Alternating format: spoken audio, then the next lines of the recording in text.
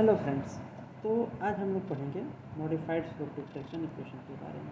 ठीक है, तो मॉडिफाइड स्लोप डिफ्लेक्शन इक्वेशन हम लोग कहाँ पे यूज़ करते हैं? तो हम लोग देखो तब यूज़ करते हैं ना कि जब हम लोग के पास एक एंड हिंज्ड होता है।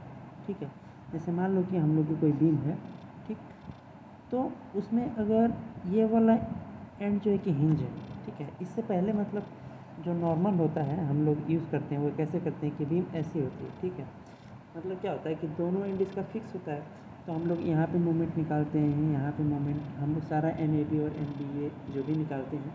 उसका जो हम लोग मेन इक्वेशन लिखते हैं क्या होता है कि हम लोग डिग्री ऑफ फ्रीडम लिखते हैं कि ये मान लो कि ये B हो गया, ये पॉइंट C हो गया, ये A हो गया, ये D हो गया। ठीक है, तो हम लोग theta B and theta C को हम लोग क्या बोलते हैं कि ये हम लोग के डिग्री ऑफ फ्रीडम है। और फिर इन पे हम लोग इक्वेशन लिखते हैं क्या कि MBA plus MBC equals to 0, और अगला होता है MCB plus MCD equals to 0। इन दो इक्वेशंस को हम लोग बस सॉल्व करते हैं। बाकी क्या करते हैं कि इन चारों की वैल्यूज़ को हम लोग फाइंड आउट करते हैं यूजिंग और स्लोप डिफ्लेक्शन इक्वेशन मेथड्स, और उसको हम लोग इसमें पुट करके हम लोग इसको सॉल्व करते हैं तो हम लोग को वैल्यूज़ मिल जाता है। लेकिन अभी क्या होता है कि मॉडिफाइड स्लोप डिफ्लेक्शन इक्वेशन हम लोग तब यूज़ करते हैं जबकि हम लोग के पास ये जो एक एंड है, इनमें से कोई भी एक एंड फिक्स की जगह पर क्या कर देता है, इसको हम लोग हिंज कर देते हैं। ठीक है, तो क्या होता है देखो, जैसे कि ये एंड कैसा हो जाएगा, ऐसा हो जाएगा। ठीक है, तो फिर इस केस में हम लोग जो सॉल्व करेंगे वो नॉर्मल स्लोप डिफ्लेक्शन इक्वेशन ही सॉल्व करेंगे, modified slope deflection equation solve करते हैं। ठीक है, वो क्यों करते हैं, क्योंकि हम लोग के पास यहाँ पे जो मोमेंट होता है वो, जैसे कि इसमें क्या होता है कि हम लोग जो एक MAB निकाल रहे थे, इस पॉइंट पे एक मोमेंट आएगा, यहाँ पे वो मोमेंट नहीं आता है क्योंकि ये कोई भी मोमेंट को रेजिस्ट नहीं करता है। तो हम लोग का डायरेक्ट क्या होता है, जो MAB हो जाता है वो क्या उतना हो जाता है, 0 हो जाता है। सिर्फ इसकी वजह से हम लोग को इक्वेशन को मॉडिफाई करना पड़ता है। लेकिन मान लीजिए अगर हम लोग उसको मॉडिफाई नहीं करना चाहते हैं, हम लोग तभी भी सॉल्व कर सकते हैं। ठीक है, तो आज का हम लोग का टॉपिक ये रहेगा कि how to solve slope deflection equation without modifying it. ठीक है, मॉडिफाइंग इट, अगर हम लोग मॉडिफाइड स्लोप डिफ्लेक्शन इक्वेशन नहीं जानते हैं, जो हम लोग का ये जो 3EI अपॉन L जो आता है हम लोग का जो फॉर्मूला है, हमको नहीं याद है मान लीजिए। ठीक है, तो हम लोग क्या करेंगे, तो उसके लिए हम लोग जो नॉर्मल अप्रोच है हम लोग उसी को फॉलो करेंगे। जैसे कि एक मान लो कि यही जो बीम थी, ठीक है, ये बीम हो गया। ठीक, तो हम लोग का जो स्टेप्स होता है उसमें क्या होता है कि हम लोग सबसे पहले डिग्री ऑफ फ्रीडम फाइंड करते हैं, तो हम लोग इसमें भी वही करेंगे। तो पहले क्या होता था कि अगर हिंज होता था तो हम लोग क्या बोलते थे कि 2 डिग्री ऑफ फ्रीडम होगा। तो अभी हम लोग क्या बोलेंगे, जो डिग्री ऑफ फ्रीडम होगा वो कितना होगा, 3 होगा हम लोग के पास, 1 2 3। तो अब हम लोग के पास इक्वेशंस भी कितनी होंगी, 3 होंगी। तो जो पहला इक्वेशन होगा ABCD, वो क्या हो जाएगा, MA इक्वल्स टू 0। दूसरा इक्वेशन क्या हो जाएगा, MBA plus MBC equals to 0। और तीसरा इक्वेशन क्या हो जाएगा, MCB plus MCD equals to 0।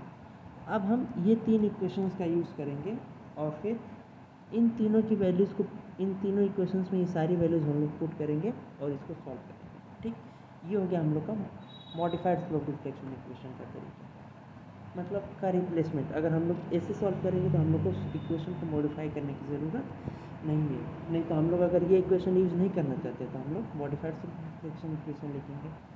Effort उतना ही है, ज़्यादा डिफरेंस नहीं है दोनों में। अब जैसे मान लो कि ये वाला की जगह अगर हम लोग को ये वाला एंड भी ऐसा दे देता तो हम लोग क्या करते, हम लोग चौथा इक्वेशन लिखते कि MD इक्वल्स टू 0।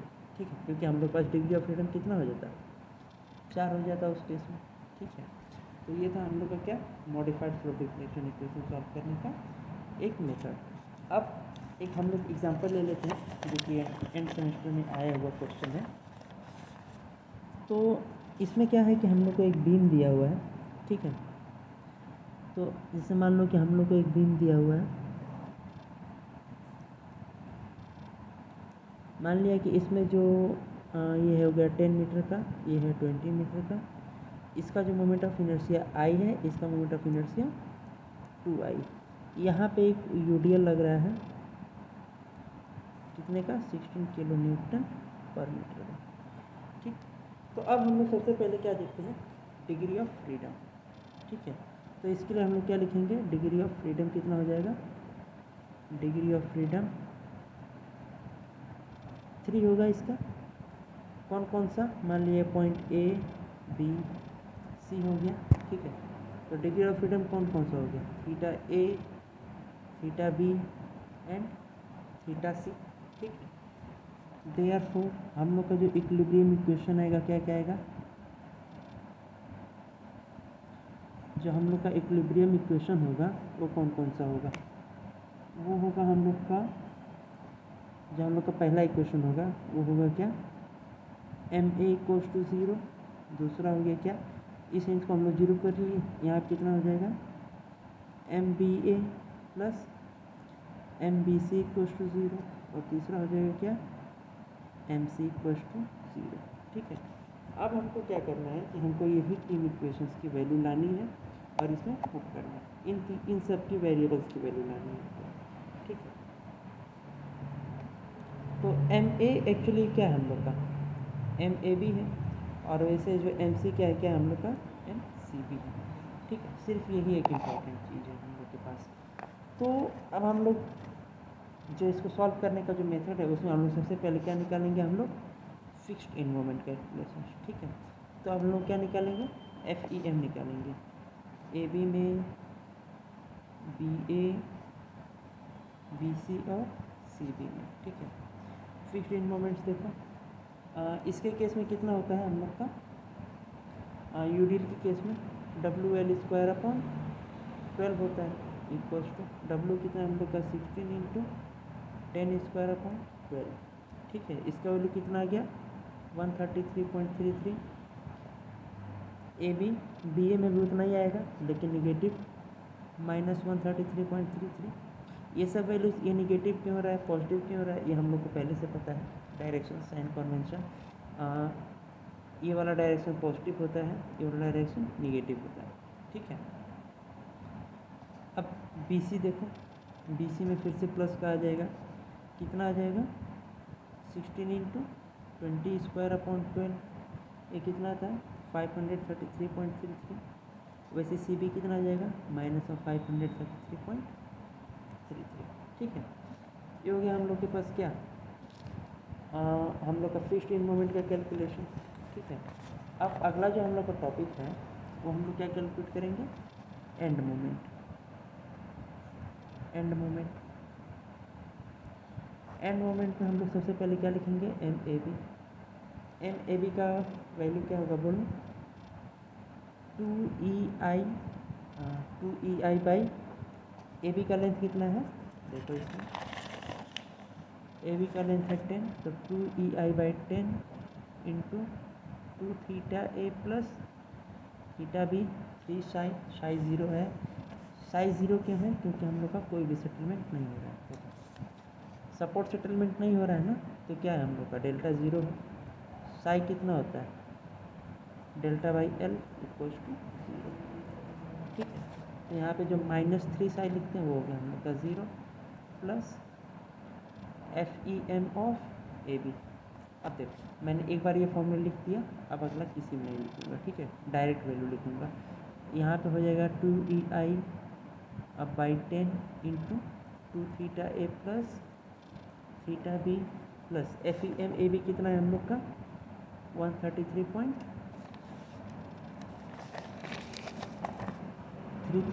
ठीक है, अब एम बी ए कितना हो जाएगा बोलो, ए भी उतना ही हो जाएगा 2 ई आई बाई 10 इंटू ये 2 थीटा बी हो जाएगा प्लस थीटा ए हो जाएगा और -133.33, क्योंकि बी ए का माइनस होता है। अब एम बी सी हम लोग को कितना हो जाएगा बोलो, 2EI बाई, अच्छा देखो बी सी में ये हम लोग का 2i है, ठीक है। तो अब हम लोग का 2e और i की जगह हम लोग क्या लिखेंगे, 2i लिखेंगे, ठीक है। 2ei हो गया बाई एल कितना हो गया इसका 20 हो गया, इंटू में 2 theta B plus theta C plus 533.33। वैसे ही एम सी पी हम लोग का कितना हो जाएगा, एम सी पी हम लोग का कितना हो जाएगा 2e, आई की जगह हो गया 2i by 20 into 2 theta C plus theta B minus 533.33, ठीक है। अभी देखो हम लोग क्या करेंगे कि 2ei ये हम लोग को हर जगह दिख रहा है, तो इसको हम लोग हटाएंगे, ठीक है। तो एक काम करते हैं 2ei इंटू थीटा ए, इसको हम लोग x मानते हैं, इंटू थीटा बी को हम लोग y मान लेते हैं और थीटा सी को हम लोग z मान लेते हैं। तो हम लोग क्या करेंगे 2ei लेट इंटू थीटा ए बराबर x, 2ei into theta B बराबर y और 2ei इंटू थीटा सी बराबर z, ठीक है। हम लोगों ने ये कंसिडर कर लिया। अब देखो 2ei तो ख़त्म हो गया, ठीक है। अब हम लोग के पास क्या बचा, सिर्फ अपॉन 10 बचा, इसका आई मल्टीप्लाई करना है। तो अब जैसे कि जो मेरा एम ए बी है इसको मैं एम ए भी लिख सकता हूँ, ठीक है। ये कितना आ जाएगा, इसका मल्टीप्लाई कर दो करो इधर, 2ei तो ख़त्म हो गया थीटा ए के साथ, x/5 प्लस x/10, ठीक है, और प्लस 133.33। एम बी ए कितना हो जाएगा बोलो, 2ei तो है, इसका इधर मल्टीप्लाई करना है, 2/5 हो गया, 2/10 मतलब 1/5, 1/5 थीटा बी मतलब y plus x/10 minus 133.33। M B C कितना हो जाएगा बोलो,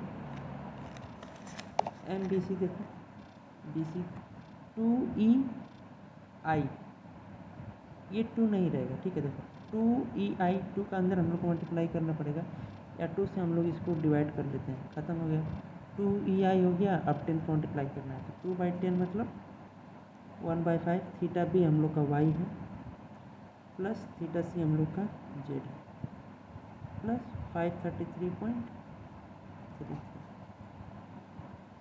एम सी कितना हो जाएगा, इसको भी यहाँ से कैंसिल कर लिया, तो 2ei इंटू थीटा सी तो हो गया z हम लोग का, ये 2/5 मतलब z/5 प्लस y/10 माइनस 533.33, ठीक है।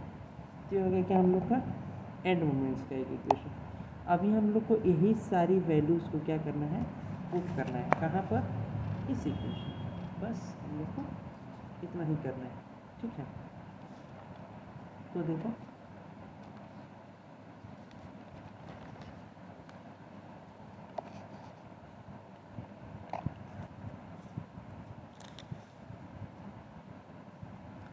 पहला equation M B A plus M B C equals to 0, ठीक है। M B A plus M B C equals to 0 इस वाले इक्वेशन में पुट किया हम लोगों ने, तो हमको ये मिला। M A B equals to 0 हम लोग का एक अगला इक्वेशन है, या एम ए इक्वल्स टू 0, तो एम ए का जो वैल्यू है उसको लिख लिया, फिर M B C equals to 0 तो एम बी सी का जो वैल्यू है उसको लिख लिया, ठीक है। तो हम लोग के पास ये इक्वेशन नंबर 2 और ये हो गया इक्वेशन नंबर 3। अब इन तीनों इक्वेशंस को कैलकुलेटर में डालो तो हम लोग को x, y और z मिल जाएगा, ठीक है। अभी फिर से ये x, y और z को इस इक्वेशन में दोबारा से डालो, ठीक है। जो हम लोग इससे पहले इक्वेशंस निकाले हैं ना, हम लोगों ने यहाँ पर देखो ये वाला हम लोग अभी निकाले हैं, तो x, y और z की वैल्यू मिलने के बाद क्या करो, इसमें दोबारा पुट करो तो हम लोग को इन तीनों मोमेंट्स का वैल्यू मिल जाएगा, ठीक है। तो देखो जो हम लोग को वैल्यू मिलेगा वो मिलेगा क्या, एम ए बी 0 हम लोग का पहले से है, एम सी बी 0 हम लोग का पहले से है, एम बी ए और एम बी सी हम लोग का -499.995 यानी कि 500 किलो न्यूटन माइनस है, ठीक है। माइनस मतलब क्लॉकवाइज डायरेक्शन और ये प्लस है मतलब एंटी क्लॉकवाइज डायरेक्शन। तो तो हम लोग को मोमेंट मिल गया। अब इसके बाद हम लोग को क्या करना है, शियर फोर्स को कैलकुलेट करना है। ठीक, तो ये वाला कैलकुलेशन कैसे, ये हम लोग को आता है। ठीक है, फिर भी ये जो चीज़ है इस चीज़ को मैं एक बार फिर से करके दिखा देता हूँ। ठीक,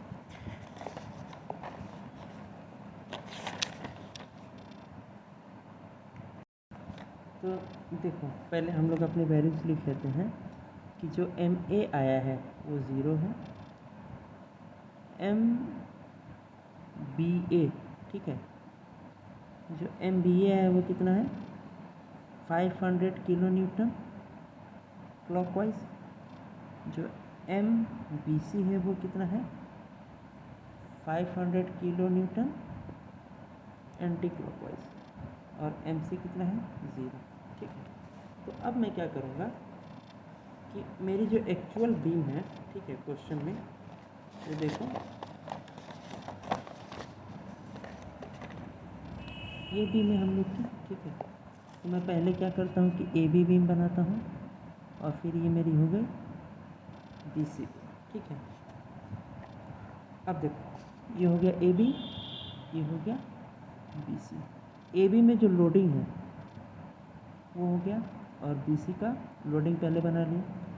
इसके अलावा जो लोडिंग है जो हम लोग को नहीं दिख रहा है वो है क्या, ये मोमेंट्स की लोडिंग। तो एम ए तो 0 हो गया मोमेंट। अब एम बी ए देखो, बी ए पे कौन सा मोमेंट है 500 किलोमीटर इस डायरेक्शन में, तो मैंने इस डायरेक्शन में एक मोमेंट लगा लिया, कितना 500 किलो न्यूटन। ठीक है, वैसे ही क्या करूँगा मैं, अब बी सी पे आ जाओ, तो यहाँ पे इस डायरेक्शन में एक मोमेंट है, इसका वैल्यू कितना 500 किलो न्यूटन हो गया, और इस पर कोई मोमेंट नहीं है, देखो एम सी 0। तो ये हो गया हम लोग का एक्चुअल लोडिंग। ठीक, ये कितना है 16 किलो न्यूटन पर मीटर। ठीक है, अब देखो, तो अब जो रिएक्शन आएगा वो इसके साथ साथ इस मोमेंट का भी रिएक्शन आएगा। ठीक, तो देखो हम लोग सबसे पहले क्या करते हैं कि इसका रिएक्शन लिखते हैं, तो इसकी वजह से कैसे रिएक्शन आएगा, अच्छा इसका हम लोग रिएक्शन बाद में लिखेंगे, पहले मोमेंट का रिएक्शन लिख देते हैं। देखो तो इस पॉइंट पे क्या कर रहा है, ऐसा मोमेंट हम लोग को मिला है ना इस डायरेक्शन में, तो हम लोग को जो रिजल्टेंट मोमेंट चाहिए इसका उल्टा मोमेंट चाहिए, मतलब ये वाला हम लोग को कैसा है क्लॉकवाइज डायरेक्शन में, तो हम लोग को रिजल्टेंट मोमेंट ऐसे चाहिए, मतलब इधर से नीचे इधर से ऊपर, डायरेक्शन ठीक हो गया। अब देखो इसके अलावा हम लोग का ये जो 16 किलोमीटर का फोर्स नीचे लग रहा है, तो इसकी वजह से हम लोग को अपवर्ड फोर्स चाहिए।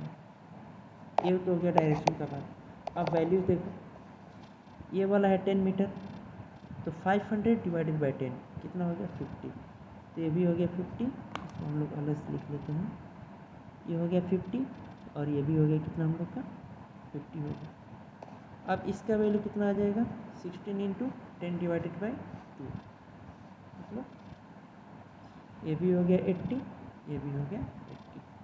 ठीक है, अब देखो इसमें इस केस में ये वाला मोमेंट हम लोग का ऐसा है, तो हम लोग को जो रिएक्शन मोमेंट चाहिए वो हम लोग को अपोजिट डायरेक्शन में चाहिए, मतलब ऐसे, मतलब बी पे ऊपर और सी पे नीचे। ठीक है ना, ऐसा मोमेंट चाहिए हम लोग को। इसका वैल्यू कितना हो जाएगा 500 डिवाइडेड बाई ये वाला डिस्टेंस, मतलब 25। ठीक है, 500 अपॉन 20 25 किलो न्यूटन। इसके अलावा जो हम लोग का ये वाला लोडिंग है इसकी वजह से तो अपवर्ड हम लोग को रिएक्शन आएगा, उसका वैल्यू कितना होगा, तो 516 इंटू 20 डिवाइडेड बाई 2 160, ये भी हो गया 160, ये भी हो गया। अब देखो, अब हम लोग क्या बनाएंगे final loadings, final beam, final beam width reactions, reactions के साथ कैसे आएगा हम लोग का बीम, देखो ये हो गया हम लोग का बीम। ठीक है, ये हो गया जो हम लोग का यूडीएल था मान लिया।